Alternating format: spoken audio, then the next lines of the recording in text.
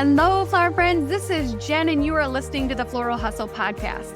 Today's episode is going to be centered around your ideal client and how to keep or start attracting your ideal client. So first, we need to define what is your ideal client.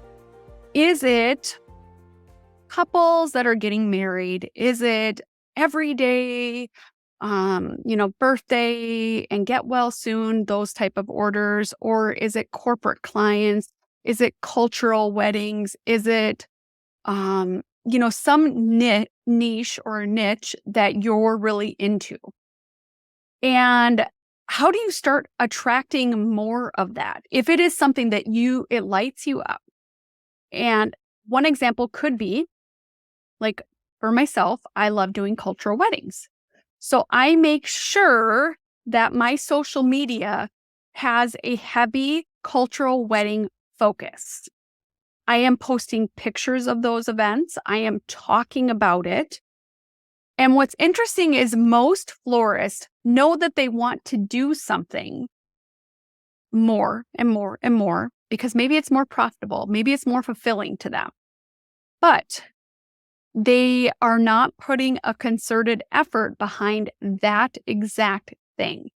You need to go all in on your social media on that one thing so you can really start attracting that one thing that lights you up. So what normally happens is you have, let's just say, a studio, a wedding, and event florist.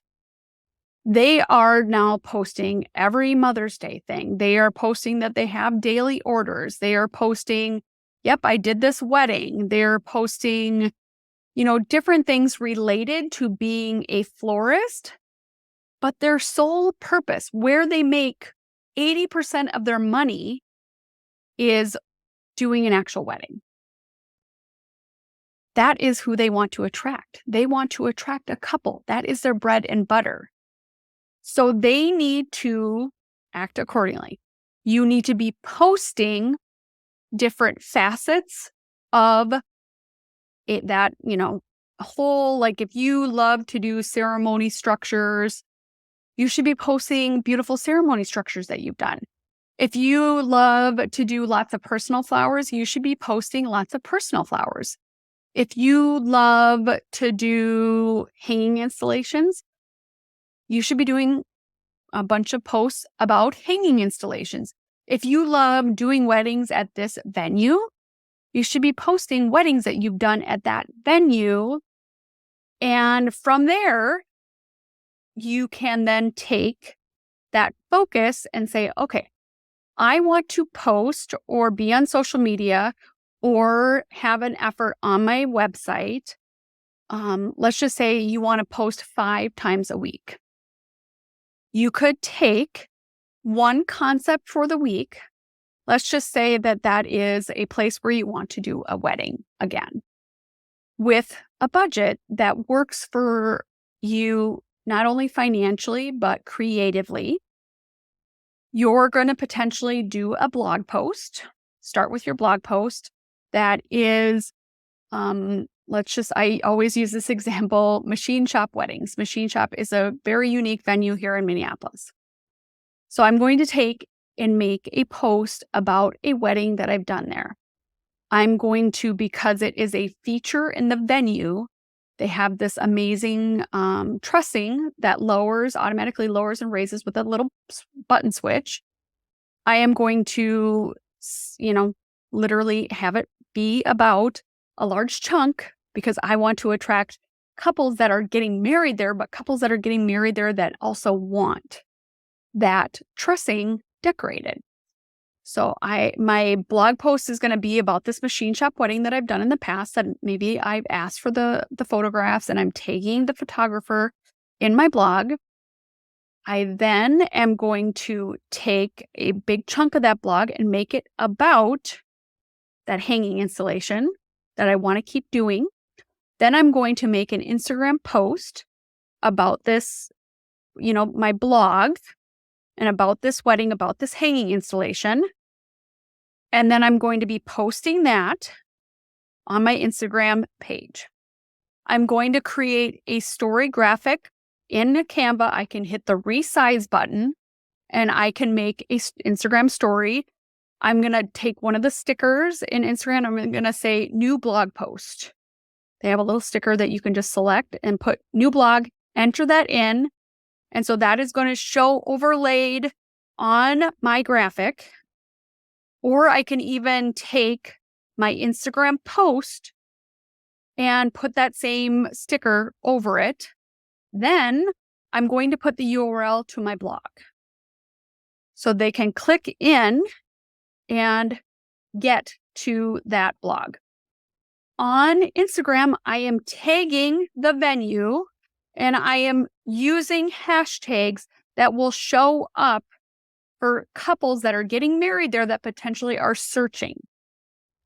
Then I'm going to take the images that I've used in my blog post and I am going to take and use templates for Pinterest in Canva, and I'm going to make 10 different graphics.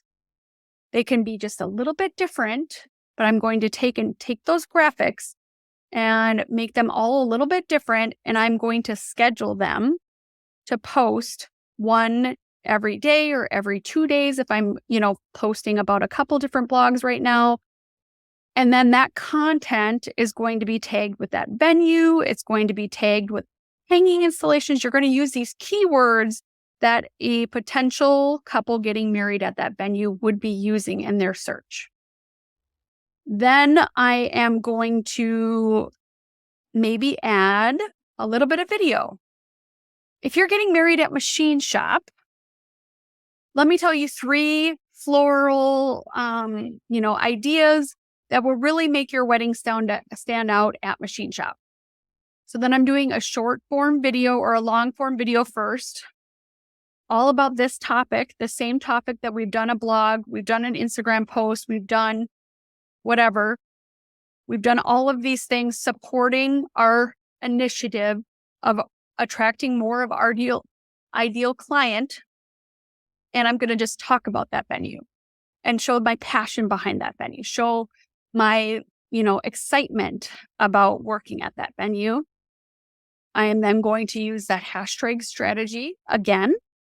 I'm going to be using keywords in my copy, in my caption that also could be picked up. Then I'm going to take a small part of that post and I'm going to make a 30-second reel. So I could take and I'm talking, doing a long form video about it. Then I take a 30-second or 60 seconds, you pick, out of that. Or I can just refilm really quickly a new video and say, hey, if you're getting married at Machine Shop, let me tell you one of my favorite things to decorate. Make your wedding stand out with decorating the movable trussing. You can do so many things with that. Here are 3 of my top ideas to do with the trussing. And that could be a reel that you're again tagging your venue, your hashtags, all the key components that drive traffic to that, the eyeballs of people that you need to be in front of. So then that happens that same week. You're dripping out your Pinterest content that you created, your 10 images. You're dripping out. If you want to, you can actually go and use those Pinterest graphics and post them in your Instagram stories as well. And then have that again link to your blog post. Or if you don't have a blog, you can make a Instagram post and drive your Pinterest traffic to that post. So you're supporting what you want to attract more of. You are talking and helping educate your ideal client. And if you have pictures of that wedding, you can do static posts or carousel posts of those weddings, just talking about it. And so you're driving home this whole almost like just throwing all of these, you know, ideas that are geared around this venue and you wanting to do more and attract this bride or this customer, you're putting that out in the social media and the Google ecosystem so that you can keep attracting that back. It's a super methodical. You could teach someone that this is what I want every week, not on Machine Shop, but you could pick, I want to do it this week or if you even want to do a venue highlight every week that you're highlighting a venue you've worked at, that is a great strategy to get in front of your ideal customer that loves that venue, that you love that venue.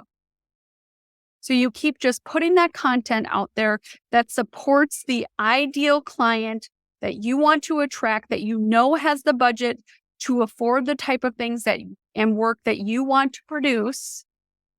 And from there, that is going to build momentum. Obviously, it loses momentum on social media, but on Pinterest, 3 to 4 months, you're going to have juice on that exact, the 10 posts that you put out there. That's going to stay out there and build relevance for at least 3 to 4 months, if not more. Then after that time, you could do another Machine Shop wedding that you've done and do a very similar post and a whole separate content strategy again that you just did. So you're duplicating it, but using a different wedding. You're putting the same content out with the same objectives out in the ecosystem of social media and Google indexing to attract that same client. I personally have done 7 weddings, I think 7 or 8 at Machine Shop. So I could take and do that same thing. But let's just say it's a cultural wedding, a South Asian wedding. I literally could make a whole post about 10 fun mandaps. I could make a fun post about ceremony garlands, floral jewelry. I could make a post about a million different things, like how you can add a twist to a South Asian wedding that will really make your wedding stand out to your guests, or something. I can use that South Asian weddings, use a specific wedding and do just about that. Do it about a part like the mandaps, stage backdrops, ceremony garlands. So I can take a segment. I'm still putting content out to attract that ideal client. And then I can do the Pinterest graphics. I can do the Instagram graphics. I can take my videos and I can repurpose them using the repost app onto TikTok.